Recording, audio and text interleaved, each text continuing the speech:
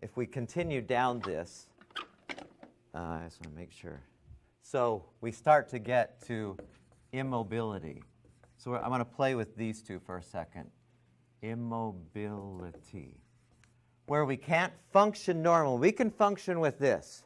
It doesn't feel good, but we can function with this. But after we keep not getting the message, then we start to have the experience where we can't function at normal levels.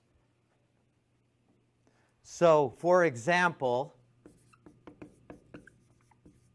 sickness. Now, why does it make sense that somebody who's in a chronically stressed state would get sick a lot? Lowered immune system. There's been monster amounts of research that look like this. Watch this, guys. As stress goes up, the immune system goes down. It's almost a perfect inverse relationship.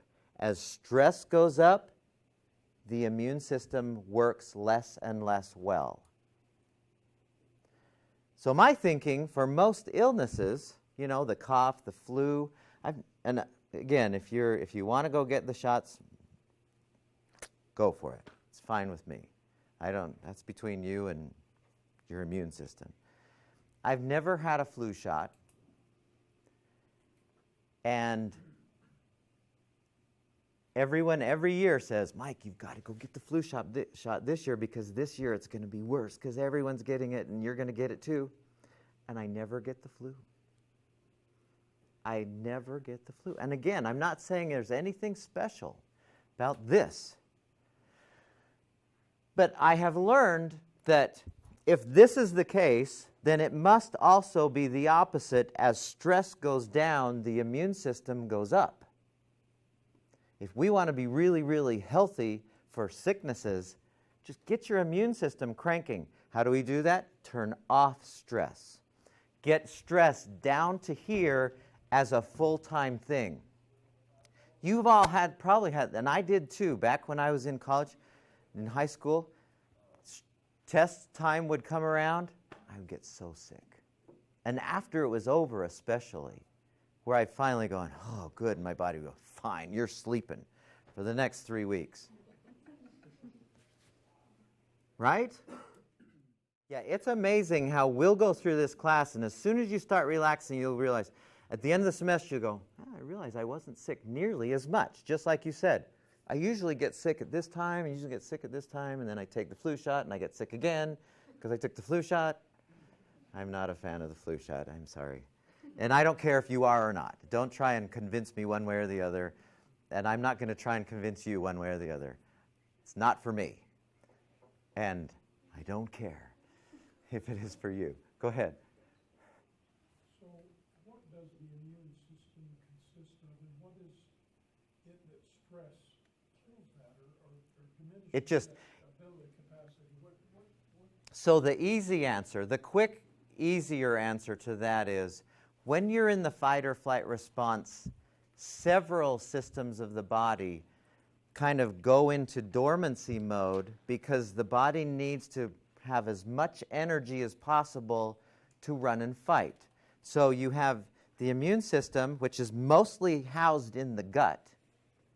That's where it's sitting mostly, is right in here. And then when a pathogen presents itself in the body goes, well, you're not part of me. So it just kind of gets all of its defense mechanisms, for lack of, to keep it simple, and it just goes, and it remembers whenever anything like that comes back in, and it's even easier the next time. But when the stress response is on, the immune system turns off. The reproductive system, is that going to help you run from a bear? So we see people with all kinds of problems that are reproductive problems. I mean, men, women, the plumbing, all the different things that could be, and it's a huge gamut of possible things. if it's associated with reproduction and the stress response is on, it's not going to work as well. Yeah, your body doesn't want to create a baby while it's needing to run from a bear. So it won't allow that to happen. I know that sounds really weird, like, that doesn't make any sense. To me, it makes perfect sense. Guys take pills so that they can, whatever. If you're in the stress response, nothing's working like it ought to. Do you believe some people's genetic makeup predisposes them towards a higher stress response than other people? So the research on that says if your mom, not genetic but congenital, if your mom had a stressful pregnancy, you might have a greater disposition towards stress, where things might more easily rouse you in a stress-related way. Yeah. There's very few things that are genetically passed. If you actually, the experts who really know this say, yeah. But in the studies that I have seen say, for sure, if the mom has a really stressful, if you're a mom, you want to be as relaxed as possible. I know how hard that is, but you want to be as relaxed as possible for the well-being of your baby throughout their life, not just right at birth, but it's a full life thing where if it's bad during there, then it impacts them their whole life if they don't do something about it. That's a great question. Very well could. And I hate to say that because as soon as you say, well, I can't help it, it's in my genes, then you suddenly are a victim to whatever that thing is. And if you can't, to me, it seems to me if there's any chance that I can do something about it, I'm going to take that philosophy every chance I get. And we know some things are inherited, we know some things are congenitally created. So very well could be. Okay, so let's continue with this. I don't know, does that help answer your question about the immune system? Kind of. We have what we call autoimmune diseases. Yeah, and it's interesting that 100 years ago there was no such thing. No, there were no autoimmune diseases prior to, in fact, the doctors who studied this said the body would never deliberately fight itself, which is what's happening with most autoimmune diseases, which I think that's an interesting thing all by itself. But A year ago, all the platelets in my blood disappeared. And they said this is an autoimmune disease, and the name for it is they don't know what caused it. yeah, Could it have been stress? maybe. It might have been diet related, it might be stress related, it might be some chemical in the food that you're eating. I mean, there's a lot of different reasons why we have autoimmune diseases. There's not just one thing. But here's my blanket statement about stress is, whatever it is that's going on that may not necessarily be stress related, stress makes it worse every time. Cancer. I wouldn't say that cancer is caused by stress, but in every case, and the people I've known or I've worked with who have cancer, one of the things the doctors are telling them, you got to keep your stress. When somebody had AIDS, most of you don't remember when AIDS first started. Do you know what I'm talking about, HIV and AIDS? And people would suddenly get cancer, this Kaposi sarcoma. They would get all these different opportunistic diseases because they had no immune system any longer. And so one of the things they told them right off the bat is, do not do anything that gets you this direction. Because they knew there was no immune system, and as soon as there's no immune system, amen to every opportunistic disease out. They die of the flu or pneumonia or this cancer that nobody was dying of when they were 30. So what I'm saying is, it very well could be related. Yeah, maybe. What else could we put here? I remember one person said depression. Yes?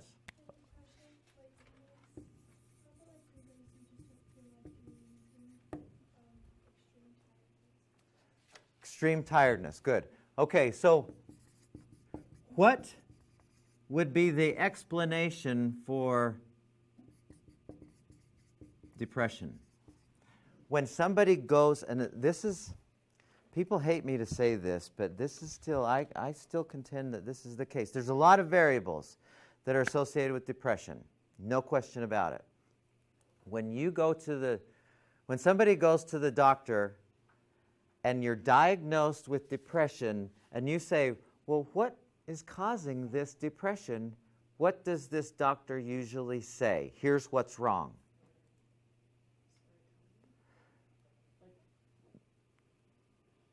Meaning, they'll say some kind of chemical imbalance, right? Some brain chemistry imbalance, yes? So my question is always, and again, there's other variables that are associated with depression, but my question is always, what caused the imbalance in the first place? Because that, to me, is still a symptom. Because I'll ask the question, was this person depressed when he or she was 5? Or 10? And most of the time, not always, but most of the time they'll say, well, of course not. He's 5 years old. Who gets depressed when they're 5? That tells me something happened in their experience that created an imbalance. It's not genetic. It's not congenital. It is something that they experienced that created this.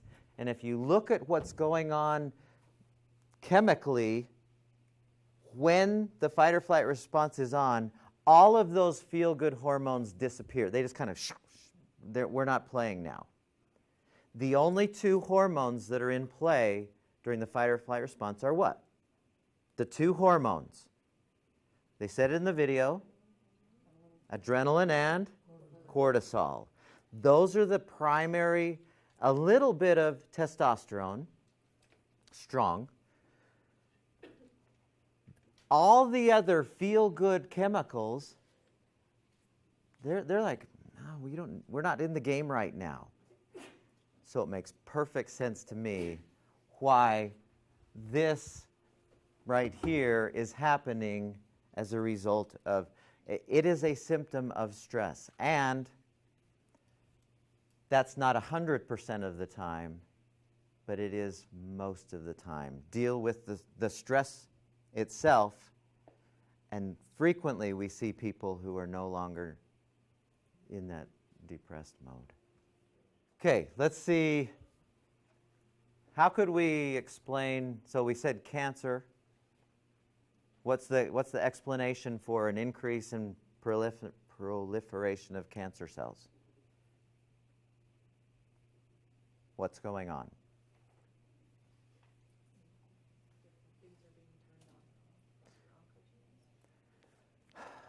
When something in the body is discovered by this particular system, it goes, oh, you're not part of me. What system is that? The immune system. See, we always have cancer going. All of us have cancer going all the time. Cells growing abnormally. But our immune system goes, oh, you're not a part of us. Okay, I'm going to take care of you. But if you don't have an immune system, because you're in the stress mode, then you're going to have the proliferation increases, they metastasize, they grow, it becomes more likely. This is statistics I've heard a few times, and I don't know, I can't verify it, but it makes sense to me.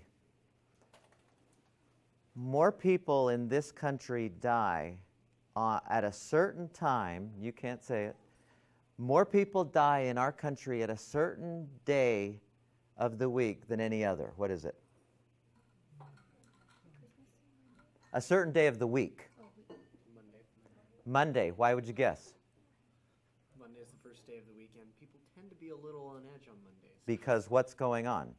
They're having to go back to work. And people hate their jobs. And people hate going to school. But mostly people hate their jobs. More people die on Monday morning at 9 a.m., between 9 and 11 a.m. than any other time of the week. There's a day of the year when more people die. Do you know what it is? Not Christmas, but you're close. What? Not during the summer. No, it is the day after Christmas. Now think about what's going on that day. All the celebration that's happened for the last 2 months is over, and reality is setting in. Okay.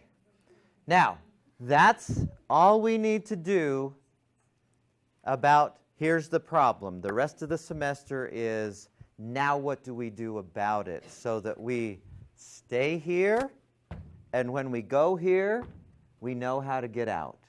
Because we're going to go here for sure. But we're going to learn how to stay here so it's permanent, and then when we forget, what do we do? And that's every day for the rest of the semester.